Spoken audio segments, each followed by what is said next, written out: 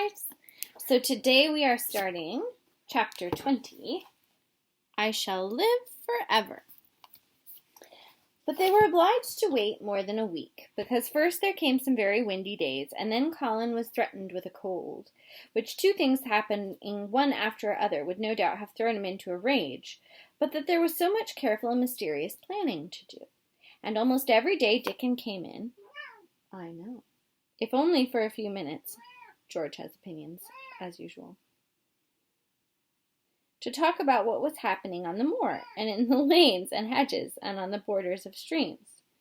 The things he had to tell about otters and badgers and water rats' houses, not to mention birds' nests and field mice and their burrows, were enough to make you almost tremble with excitement when you heard all the intimate details from an animal charmer, and realized with what thrilling eagerness and anxiety the whole busy underworld was working. "They're same as us," said Dickon, "only they have to build their homes every year, and it keeps them so busy they fair scuffle to get 'em done." The most absorbing thing, however, was the preparations to be made before Colin could be transported with sufficient secrecy to the garden. No one must see the chair carriage, and Dickon and Mary, after they turned a certain corner of the shrubbery and entered upon the walk outside the ivy walls.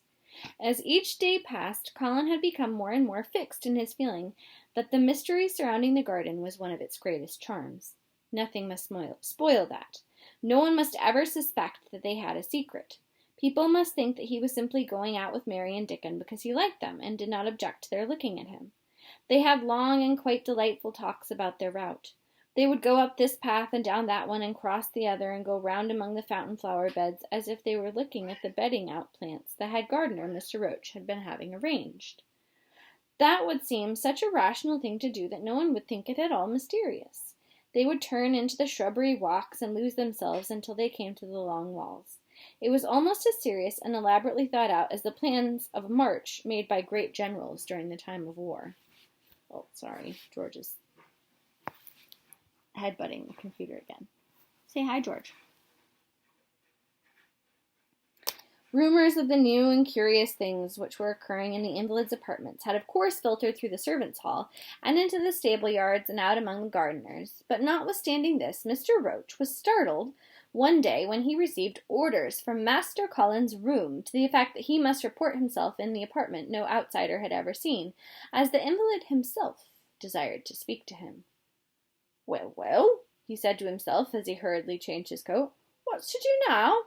His Royal Highness, that wasn't to be looked at, calling up a man he's never set eyes on." Mr. Roach was not without curiosity. He had never caught even a glimpse of the boy, and had heard a dozen exaggerated stories about his strange looks and ways and his insane tempers. The thing he had heard oftenest was that he might die at any moment, and that there had been numerous fanciful descriptions of a humped back and helpless limbs given by people who had never seen him. "Things are changing in this house, Mr. Roach," said Mrs. Medlock, as she led him up the back staircase to the corridor onto which opened the hitherto mysterious chamber. "I hope they're changing for the better, Mrs. Medlock," he answered. "Well, they couldn't change for the worse," she continued, "and queer as it is, that all is, there's them as finds their duties made a lot easier to stand up under. Don't you be surprised, Mr. Roach, if you ever find yourself in the middle of a menagerie." That's an old-fashioned word for a zoo. "And Martha Sowerby's Dickon more at home than you or me could ever be." There really was a sort of magic about Dickon, as Mary had always privately believed. When Mr. Roach heard his name, he smiled quite leniently. "He'd be at home in Buckingham Palace, or at the bottom of a coal mine," he said, "and yet it's not impudence either. He's just a fine is, that lad." And perhaps, well, he had been prepared, or he might have been startled. When the bedroom door was opened, a large crow, which seemed quite at home perched on the high back of a carven chair, announced the entrance of a visitor by saying, "Caw, caw," quite loudly. In spite of Mrs. Medlock's warning, Mr. Roach only just escaped being sufficiently undignified to jump backwards. The young Rajah was neither in bed nor on his sofa. He was sitting in an armchair, and a young lamb was standing by him shaking its tail in feeding lamb fashion, as Dickon knelt giving it milk from its bottle. A squirrel was perched on Dickon's bent back, attentively nibbling a nut. The little girl from India was sitting on a big footstool looking on. "Here is Mr. Roach, Master Colin," said Mrs. Medlock. The young Rajah turned and looked his servitor over. At least that was what the head gardener felt happened.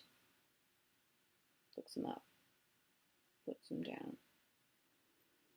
"Oh, you're Roach, are you?" he said.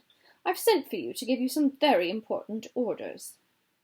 "Very good, sir," answered Roach, wondering if he was to receive instructions to cut down all of the oak trees in the park, or transform the orchards into water gardens. "I am going out to my chair this afternoon," said Colin. "If the fresh air agrees with me, I may go out every day. When I go, none of the gardeners are to be anywhere near the long walk by the garden walls. No one is to be there. I shall go out about 2 o'clock, and everyone must be kept away until I send word that they may go back to their work." "Very good, sir," said Mr. Roach, much relieved to hear that the oak trees might remain and the orchards were safe. "Mary," said Colin, turning to her, "what is that thing you say in India when you finish talking and want people to go?" "You say, 'You have my permission to go,'" answered Mary. The Rajah waved his hand. "You have my permission to go, Roach," he said. "But remember, this is very important." "Caw-caw!" remarked the crow hoarsely but not impolitely. "Oh, very good, sir. Thank you, sir," said Mr. Roach, and Mrs. Medlock took him out of the room. Outside in the hallway, being a rather good-natured man, he smiled until he almost laughed. "My word," he said, "he's got a fine lordly way with him, hasn't he? You'd think he was the whole royal family rolled into one, prince consort and all." "Eh," protested Mrs. Medlock, "we've had to let him trample all over every one of us ever since he had feet, and he thinks that's what folks was born for." "Perhaps he'll grow out of it if he lives," suggested Mr. Roach. "Well, there's one thing pretty sure," said Mrs. Medlock. "If he does live, and that Indian child stays here, I'll warrant she teaches him that the whole orange does not belong to him, as Susan Sowerby says, and he'll likely find out the size of his own quarter." We'll see if Colin finds the size of his own quarter of the orange, or if he keeps thinking the whole thing belongs to him.